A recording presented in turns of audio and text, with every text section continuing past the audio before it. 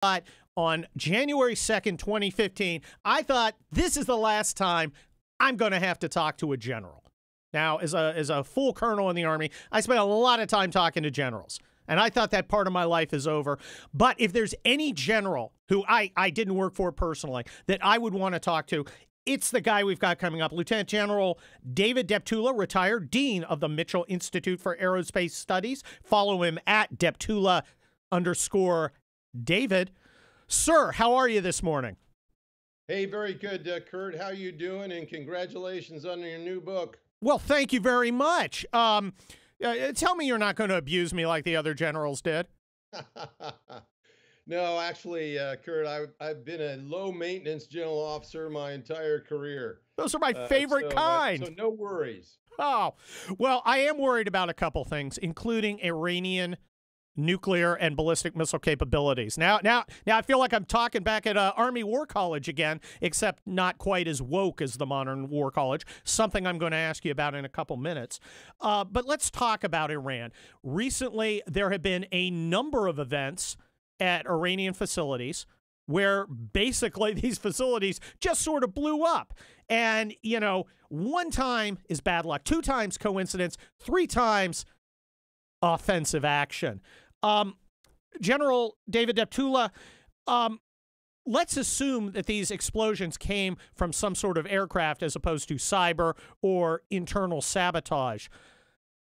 Is there a capability for, say, a country like Israel or even the United States to get in there secretly, perform a precision strike on multiple targets, and get out?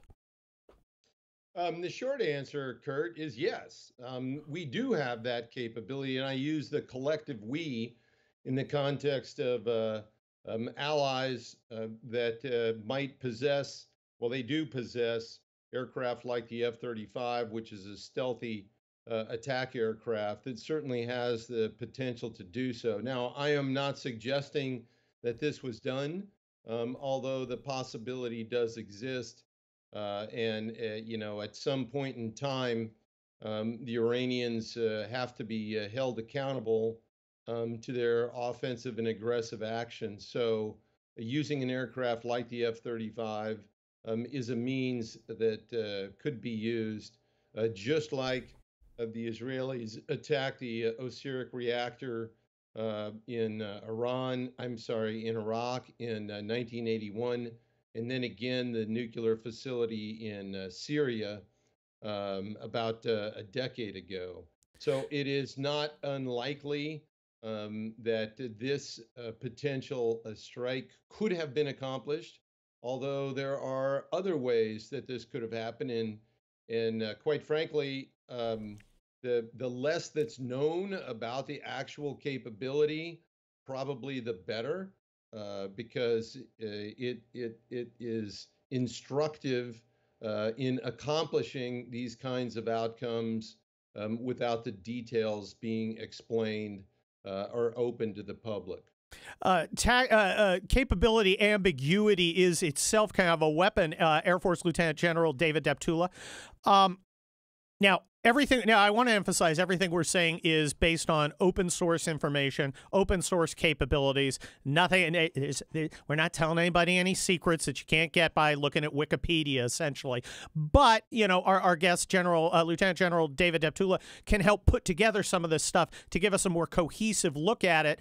My last question is say there was a strike using F-35s, which have a stealth capability, from Israel to faraway Iran. Is that something that might involve aerial refueling, and who might do that? Who might have the capability to do that? Well, Israel certainly has the capability to do that. The United States has the capability to do that.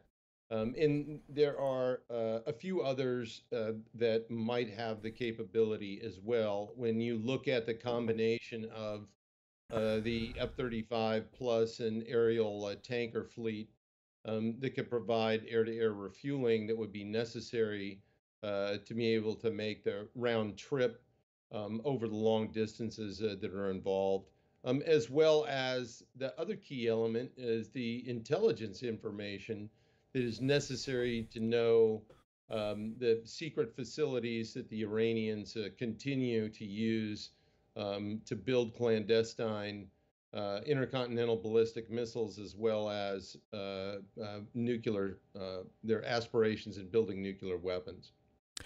Lieutenant General David Deptula, Dean of the Mitchell Institute for Aerospace Studies. I'm a regular listener of Hugh Hewitt. I listen to you every week, and a lot of the times you're talking technology with Hugh Hewitt, which is very, very important. But as a commissioned officer in the United States Air Force, Lieutenant General retired, your primary weapon system is your airmen. Your primary goal and mission is to lead American warriors. I want to talk to you a little about leadership because I have to say, sir, I'm worried. I'm worried about the state of our leadership in the military. I see, for instance, with the current unrest in society, I see official memoranda signed by general officers being distributed to our troops that seem to adhere to a particular political position. My take on that, I'm very, very, very concerned about it because the neutrality of the military must be paramount. I was wondering what your take would be. I think you raise an issue that is extraordinarily important. And quite frankly, what I would tell you is the American public, Kurt, should be and have been historically, should be very, very proud of the United States military, because our military, regardless of whatever personal position they might hold, uphold a very important principle, and that is the separation in terms of civil and military relationships that aren't dependent on any political position. You know this very well, having been in the military yourself. You uphold an oath to support and defend the Constitution of the United States. And when America's military men and women are executing their missions, they do so under the orders of the commander-in-chief, regardless of what party that commander-in-chief happens to be in. And so that is an extraordinarily important principle, and it is extraordinarily important for our military not to take political sides. And from what I've seen over my career, that's never happened.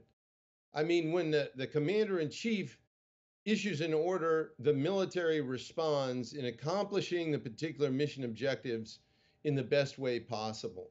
That's the way it's supposed to work, and any deviation from that would be extremely and extraordinarily dangerous.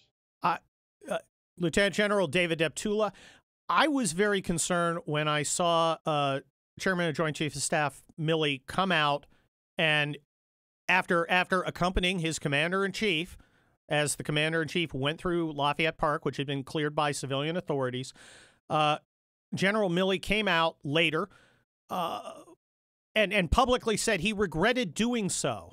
And he justified it as, I can't participate in politics. I would submit that that was itself participation in politics, and it was leveraged by political opponents of the president.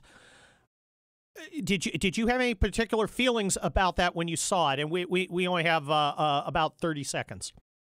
I think that it was probably a statement that got into the issue of politics that probably would have been better left alone. I'll leave it at that, Kurt. Once again, the military men and women have sworn to uphold and defend and protect the Constitution of the United States, and that's where it should stop. Period. Dot. Well, sir, the greatest honor I ever had in my life, or ever will have, was leading American soldiers. In about 15 seconds, how did you feel about leading American airmen? There's not a finer career, or more incredible opportunity to lead America's soldiers, sailors, airmen, and Marines in combat, and I had the good fortune to be able to do that. I have to tell you, it was the highlight of my career, and I continue to support and defend the men and women of the United States military. There is no finer group of people. Thank you, sir. This is the Hugh Hewitt Radio